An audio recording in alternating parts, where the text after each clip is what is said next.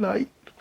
And when I had COVID in the middle part of 2020, before COVID really got going, when the deaths was just starting to happen, is when I had COVID. At that time, about 50% of the people having COVID were winding up on a ventilator. And about 50% of the people on ventilators died, never came off the ventilator. And there was no vaccine. And the only thing they could do is tell you to take D3s and fucking vitamin C's and all that shit. And don't lay down in the bed, sit up in a chair all the time, sleep in a chair. Get up and walk around. If you're watching TV, when a commercial comes on, just get around, walk around the room. Commercial's over, come sit back down. It's probably the best advice I got. And I suffered. I'm talking about this thing they calling COVID now. I call it COVID zero or COVID light. But I had COVID when COVID was taking people out of here. It was so painful. It was so devastating. And so when I came through COVID, I had this moment where I made peace with my life. And I heard people talking about it, and I thought it was a whole bunch of baloney and bullshit, right? But my life literally passed in front of my eyes. My life, like it was a ticker tape, and it just ran by. My whole life. And what I saw was moments of joy. I saw faces of people who made me smile. And it was a sadness to think I would never see those people and experience those places again. Not once did I think about money. Not once did I think about my car or anything that I can't take with me. And I realized that to my last breath and moment on this earth, I'm going to cherish things that happen with people and memories. Those I can take with me till my last breath, but the stuff will do me no good. It won't buy me one extra day on this earth. Not one. So having COVID and almost dying, it just made me more thankful. It made me more engaged in life. It gave me this vigorous appreciation for life. So now, when I say I want to do something or go somewhere, I just do it. Because I know tomorrow is not promised. I had 5 people that I knew die from COVID. I had 2 ex-teammates die from COVID. Die from COVID. And I had a guy who was a drug counselor at this program I worked at.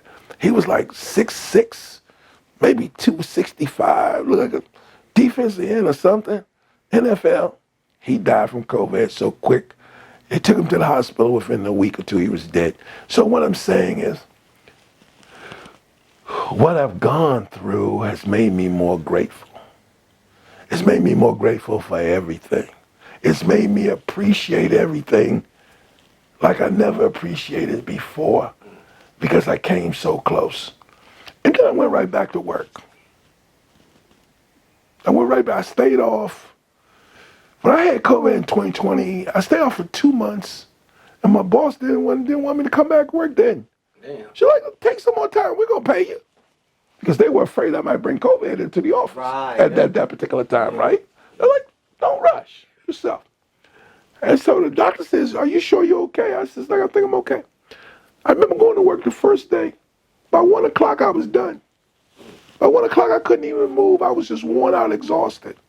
And so it took me a long time to recover from COVID in terms of my energy and my strength. Okay. And then things started to happen. I started having problems breathing. I passed out. And because I was in the Grand Canyon, I thought it was because of the elevation and the heat. Because I had walked so far down and forgot I had to walk back up. Mm-hmm. And then I was at this concert at this theater where I had to walk up this hill. And I passed out again, and I finally went to the doctors, and that's when they diagnosed me with having some pulmonary issues, and that I was really suffering from congestive heart failure where my lungs fill up with fluid. Oh, yeah. That something wasn't working right in my heart. And then my legs started to swell up, and I couldn't walk. And when they traced what they thought were blood clots in my legs, they found out I have an aneurysm on my aorta. And so I said, aneurysm, that means I could drop dead and die any moment. The doctor said, you're right. So of course my family, they go bananas, right? You ain't stop doing that work. The work's too stressful. You just call it a day and come home. So I asked the doctor in front of my daughter, I says, does this mean I could drop dead anywhere? He says, yeah. He says, there's not going to be no CPR or nothing like that. If it busts, you can just hit the floor, that's it. I said, well, could it happen at home while I was on the sofa watching TV? He says, yes. I says, okay, I'm going to keep living my life. There you go. So having COVID and going through the things I've done, it's given me a new zest and zeal in life. I'm 73. I'm out here doing as much shit as I can because I know tomorrow I can't say in 2026 I'm going to China. It's not promised. If I can have the capacity to go to China, I'm going this year. That's right. You feel me? Mm-hmm. Because some people say, well, what about the money? I'm like, what about the money? My boss says, you got no more leave. I said, it's okay. You ain't got to pay me. I'm going. Right. So the things that I've gone through and the challenges that I've had, and then realizing that my dad died at 76, my mother died at 73, the same age I am now. Both of my brothers who are older than me never made it to 65. I'm on this gravy. I'm in overtime. Oh, yeah. I'm in overtime. And I had a good friend of mine, Fabi, told me, if you have enough money to pay for the lifestyle you want to lead, then you're rich. Yep. It's not about how many zeros. Then you're rich. If you can pay for the way you want to live right now, you're rich. So I think with all that's happened to me, I don't feel like anybody took anything away from me. I feel like what happened to me was the best thing that ever happened to me.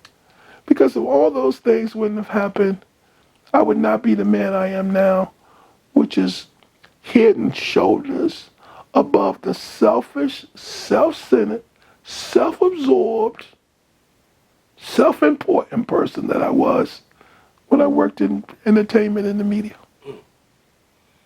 So you hear people all the time say, I wouldn't change nothing in my story or my narrative.